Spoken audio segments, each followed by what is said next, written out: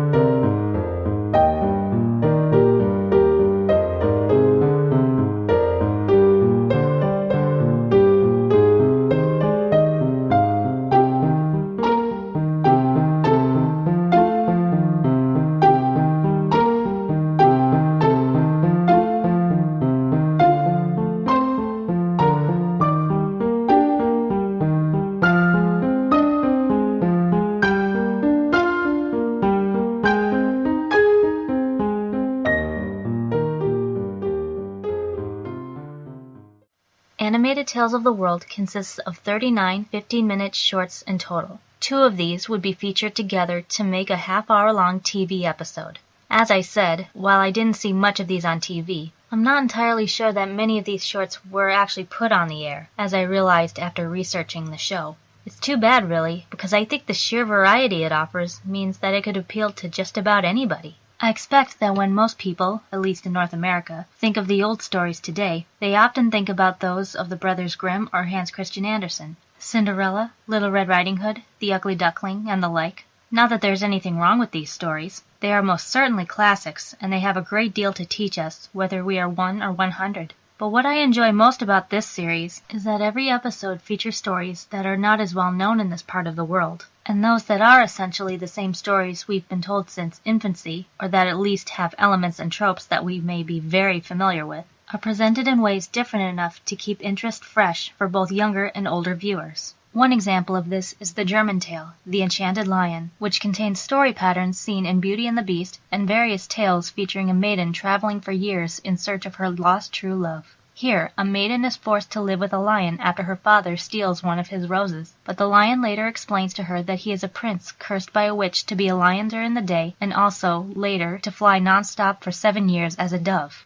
Another tale, King Solomon and the Bee, from Israel, is a lot like The Lion and the Mouse. When a baby bee mistakes King Solomon's nose for a flower and stings it, the king is rightly furious. The bee feels terrible and promises to make it up to King Solomon by helping him somehow. The king thinks this hilariously unlikely, but releases the bee anyway. But then, when the Queen of Sheba presents Solomon with a challenge to test his legendary wisdom, the bee comes to his rescue when he gets stumped.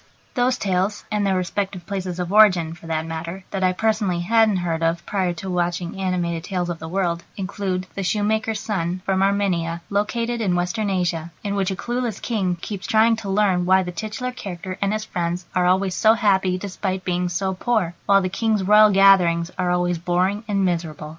And in The Manarins, from Catalonia, Spain, a farmer foolishly gambles away what portions of his field he can't plow within a day, but his resourceful daughter may, or may not, have found the solution in the Manarins, tiny, hyperactive bug-like creatures that cause uncontrolled mayhem if not given a task of any kind to channel their overloaded energy.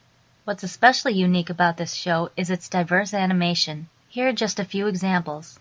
Amuninyan, a Cinderella-esque tale from Namibia, a country in southern Africa, is done in CGI with the characters looking as though they were modeled out of numerous coils of copper wire. The 2D style of Raven Steals the Daylight, which suggests that the reason why the sky now has the sun is thanks to Raven the Trickster, is based on the totem-like art of its native Alaska, with its fluid curves, symmetrical shaping, and juxtaposing of bright and dark colors. The Loch Ness Kelpie, a Scottish story in which a boy battles the legendary water monster by stealing its magical bridle, has its backgrounds done in watercolors, while the human characters and most objects are solidly colored, almost completely unshaded and unseparated by dark lines except for on the faces for purposes of expression. And in The Story of Flax, a tale from Poland which describes how the material flax was accidentally created by a greedy king, the animation is 2D but actually looks like stop motion, as if construction paper cutouts have been layered on top of each other, with the forming lines long, jagged, and very broad. Music also serves as a teaching tool for young viewers in this series. Some episodes feature songs, whose sounds and lyrics both enhance the plot and reflect the story's respective culture. These include the American tall tale, John Henry, the Steel Driving Man, featuring the African-American hero who saved the jobs of the railroad workers by defeating a giant drill in a mining challenge. The Irish tale, The Boy Who Had No Story, in which an unwanted series of strange events befalls timid Rory after an old crone turns him away for being unable to recite a tale for her in exchange for shelter. The story from the Caribbean, The Chief and the Carpenter, about a crazy chief who forces his people to build a tower out of their furniture, houses, and trees so that he can touch the moon and make himself famous. And The Magic Paintbrush from China, in which a boy who wants to be a great artist is given an enchanted brush that can bring anything painted with it to life, and which he uses to outwit an evil emperor. What will be especially beneficial to parents and teachers is the Discussion Topics feature, included on the DVD of each episode. These are questions and suggestions for children to get them thinking about the story and its characters and plot. These topics are all specific to their respective story, but in general, they include, but are not limited to, compare or contrast the two main characters, usually the protagonist and the villain. Sketch or list the sequence of events that lead up to the main accomplishment or the climax of the story. Describe how the protagonist uses trickery or other means to accomplish his or her goal. List the ways in which another character aids the protagonist. List other tales you've read or heard that also include similar themes to the ones seen in this story. Write a caption for a given image and describe how you would capture the emotion with just a brief statement. Explain the meaning behind, or describe the emotion of, a given image. Explain your reaction to an event from a given story. Answer a question using the given video clip for review. There is also a teacher's guide booklet included in each DVD case, with a list of basic definitions of multiple types of stories, as well as suggested related projects and activities for teachers to try out with students.